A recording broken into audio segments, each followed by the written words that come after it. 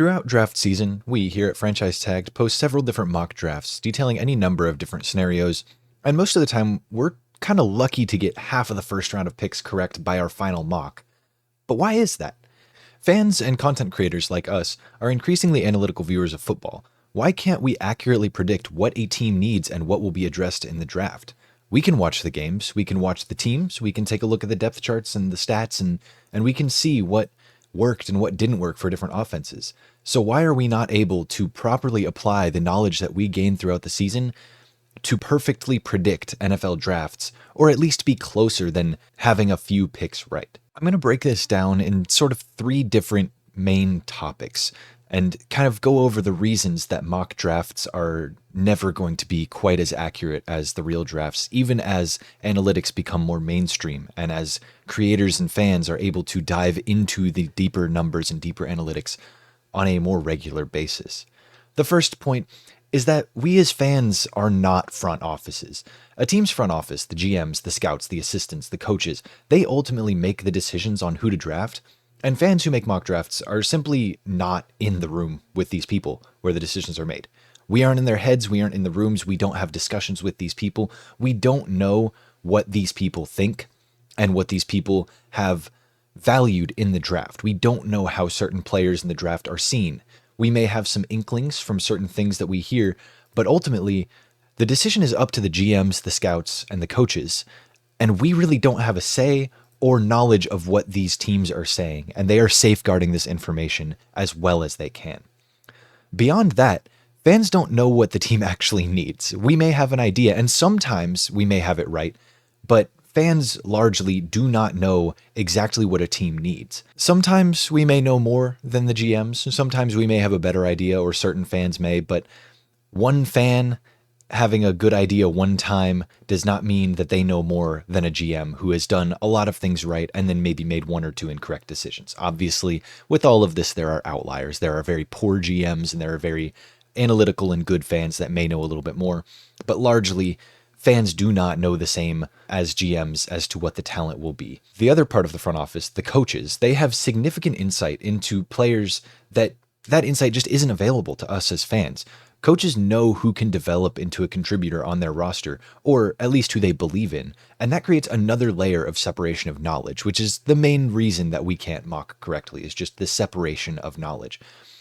If a coach believes in a depth linebacker and their linebacking room is particularly weak, but this coach has seen something in practice from this linebacker, he knows that given an offseason to train, he's actually going to be worthy of a starting job, if not rotational, that would then solve their need or at least make it a lesser need at linebacker, which would then free up their pick to go to a position that's different. But as fans, from the outside looking in, all we see is last season you had terrible linebacker play and there's a great linebacker on the board. So let's go take him. That's the sort of knowledge that coaches and front offices have that is different from what we as fans have as far as the actual rosters themselves, not to mention the different values or analysis of draft prospects that front offices have with the resources available to them and the time that they dedicate. Fans work jobs. We don't work in an NFL front office. NFL front offices, their entire lives after the season and up to the draft are dedicated to finding out who they want to pick. Obviously, you've got free agency in there too, but you get my point.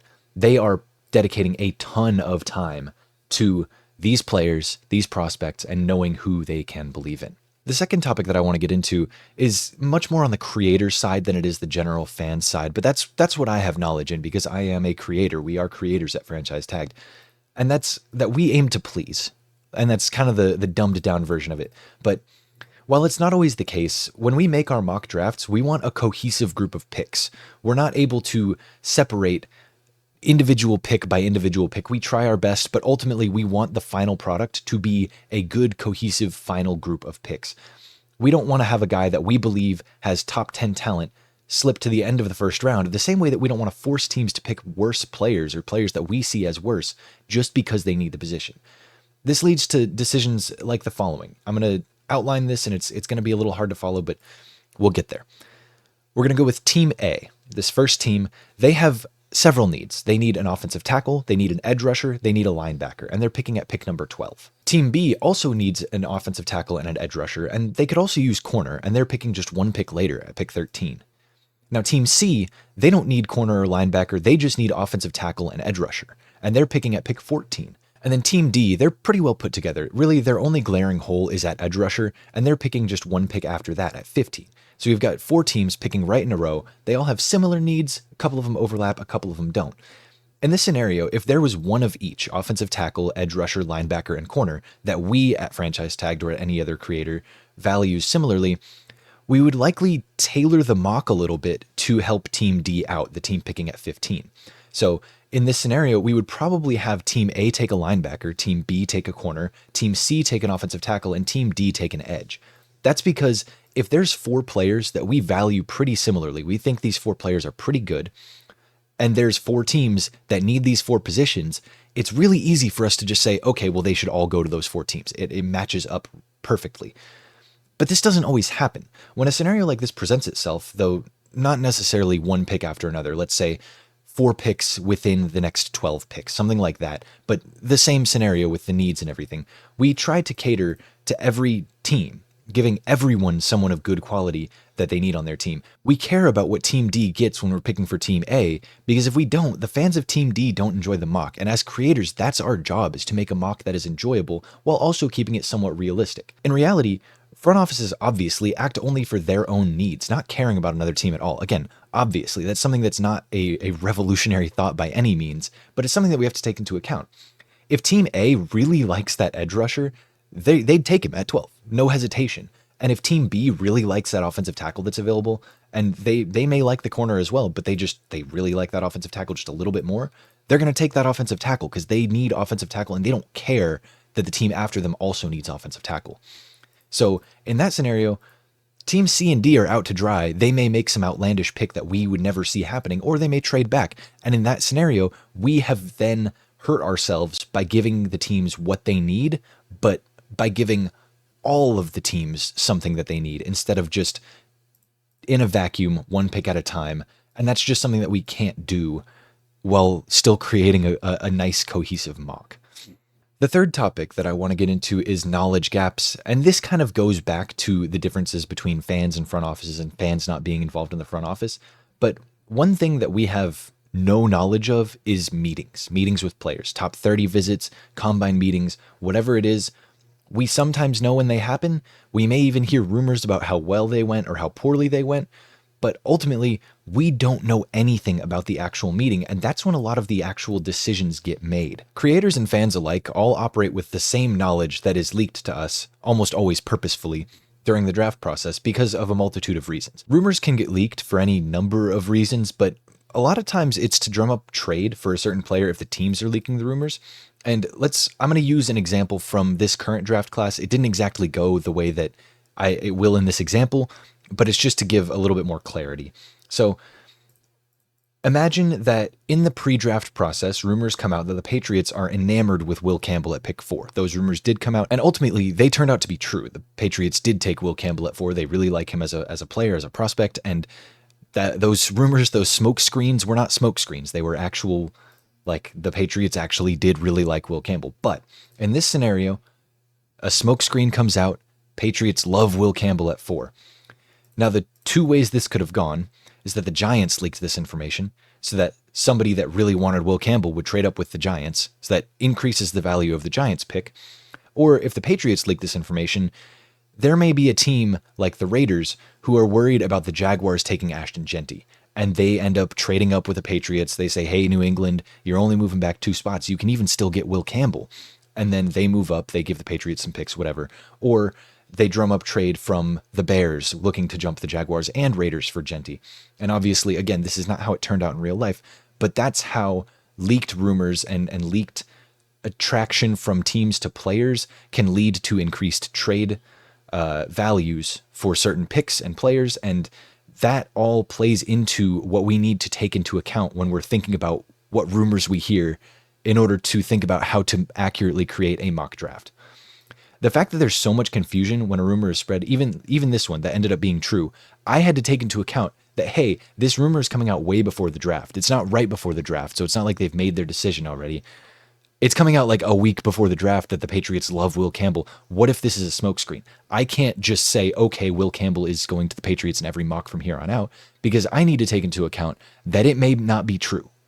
And so that leads to more or less accurate mocks, because if I'm taking into account that it's not true and it ends up being true, then my mocks are inaccurate. But if I say, wow, Patriots love Will Campbell, looks like he's going there every time, and they end up not loving Will Campbell, they pass on him at 4, take somebody else, then all my mocks are incorrect as well. So I have to gamble on what rumors are true and what rumors are false, and fans, other creators, we all have to do that. Combine all of this, all of these things, all of these like teams leaking things with agents of potential draftees also leaking things, also saying certain things to try to boost their client's draft stock.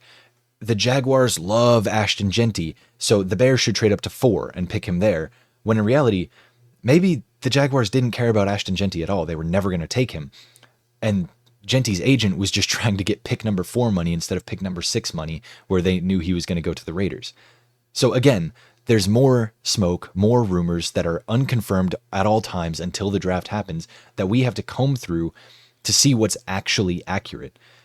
Right before the draft, the week before the draft, it was all Ashton Genty's probably going to go at 5 to the Jaguars. During the draft, the Jaguars aren't even picking at 5. They trade up to 2 to take Travis Hunter. You know what nobody had heard throughout the draft? That the Jaguars were going to trade up to 2 until right before. And that kind of goes to something that I saw on Twitter the other day, which is basically everything is false until about 12 hours before the draft. Then the rumors that you hear are typically closer to the truth.